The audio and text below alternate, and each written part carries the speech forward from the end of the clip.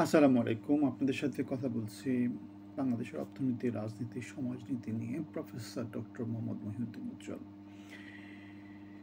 আমাদের অন্তর্বর্তী সরকারের প্রধান প্রফেসর ডক্টর মোহাম্মদ ইউনূস আগামীকালকে মার্কিন অন্যতম মিত্র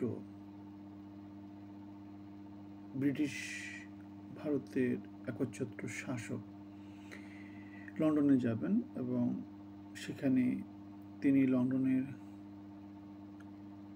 যে কিং চার্লসের কাছ থেকে একটা পুরস্কার হাতে নেবেন। যেহেতু তিনি লন্ডনে যাবেন, বিশ্ব মিডিয়াতে তিনি নানা রকমের সাক্ষাৎকার দিয়ে থাকেন নর্মালি, যেহেতু তিনি আন্তর্জাতিক ব্যক্তিত্ব। সুতরাং এইবার তিনি তার এতদিন ধরে তো ইলেকশনের কোনো পার্টিকুলার ডেট দেননি, এখন একটা পার্টিকুলার ডেট দিয়েছেন। দেশে এবং আন্তর্জাতিক অঙ্গনে সে ডেটটা গ্রহণযোগ্যতা পেয়েছে কি পায়নি সে আলোচনাটা আমরা না যাই। তবে ইলেকশনটা এপ্রিলের আগে হবে না। প্রফেসর ডক্টর মোহাম্মদ ইউনূস, যেটা বললাম, তার ব্যক্তিত্ব, তিনি যেহেতু আন্তর্জাতিক অঙ্গনে স্বীকৃত একজন নেতা, সুতরাং তার যেই চিন্তাভাবনা, সে চিন্তাভাবনার সাথে অন্তর্বর্তী সরকারের যে চিন্তাভাবনা, সেটার সাথে আমাদের রাজনৈতিক দলগুলোকে ইনক্লুড হতে হবে। যে কথাটা সবসময় বলা হয় যে অন্তর্বর্তী সরকার শুধুমাত্র নির্বাচন দিতে তারা আসেনি, তাদের আরও কিছু কাজ আছে। সংস্কার করতে হবে, নির্বাচনী সবার জন্য সমান ফিল্ড তৈরি করে দিতে হবে, তারপরে বিচারের ব্যবস্থা করে দিতে হবে, এরকম কিছু ম্যান্ডেট তাদের আছে। এখন আমাদের বাংলাদেশের রাজনৈতিক দলগুলোর মতো করে চিন্তা করবে, সেটাই স্বাভাবিক। ডিসেম্বরের মধ্যে নির্বাচন চাইবে, কেউ হয়তোবা সেপ্টেম্বর অক্টোবরের মধ্যে নির্বাচন চাইবে, কিন্তু সংস্কার প্রশ্নে তারা আবার সেই হাসিনা সরকারের মতোই বিহেভ করবে। না, বেশি সংস্কার করা যাবে না, অল্প সংস্কার, বেশি সংস্কার।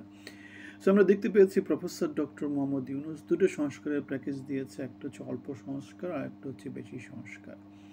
এখন আমাদের যারা ফেসবুক ইনফ্লুয়েন্সার, যারা ইউটিউব ইনফ্লুয়েন্সার, যারা সমাজে নানা জায়গাতে টক শো ফক শো করে বেড়ায়, তাদের একটা আলোচনা দেখলাম। তারা বলল যে ইউনূস ডিসেম্বরের মধ্যেই ক্ষমতা হারাবে, এমন একটা ব্যাপার, অথবা নির্বাচন এপ্রিল থেকে ফেব্রুয়ারির মধ্যে চলে আসতে পারে, এমন একটা ব্যাপার।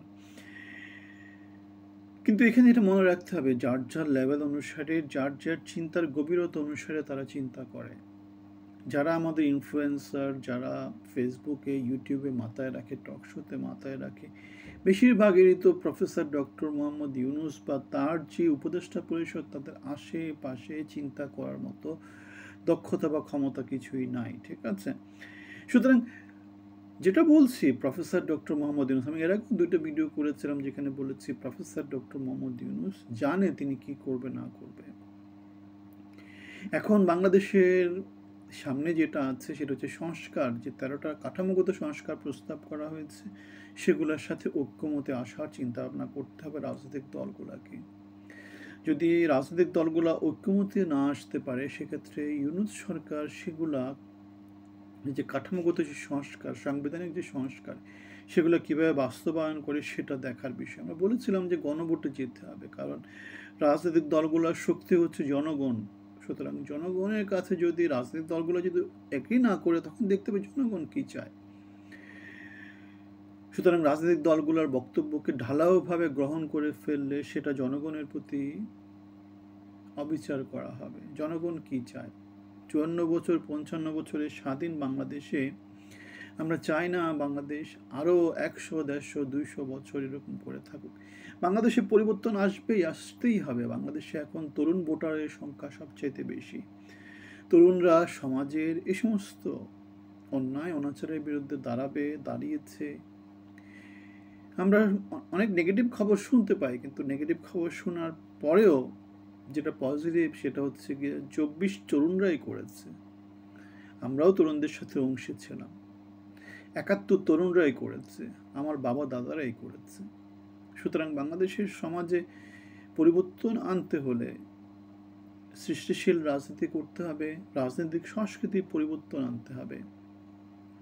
এবং রাজনৈতিক শক্তির পরিবর্তন আনতে হলে পুরনো যে রাজনৈতিক ধ্যান ধারণা, পুরনো যে নেতৃত্ব, সেগুলোকে প্রশ্ন করার সময় আমাদের মনে হয় এখন এসেছে।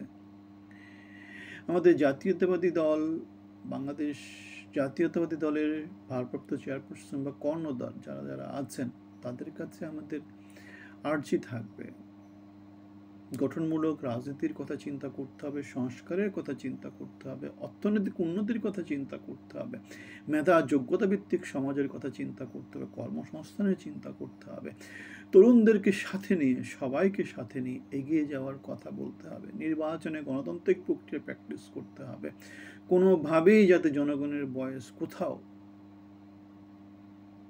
দমিয়ে দেওয়া না হয় সেই চিন্তা ভাবনা করতে হবে। আমরা জুলাই আন্দোলনে ছিলাম, আমরা বিএনপি 17 বছরের মানে গণতান্ত্রিক আন্দোলনে ছিলাম, আমরা 24-এর মুক্তিযুদ্ধে, আমরা বাংলাদেশের কথা, আমার কথা, আপনার কথা, আমাদের কথা বলি। ভালো থাকবেন।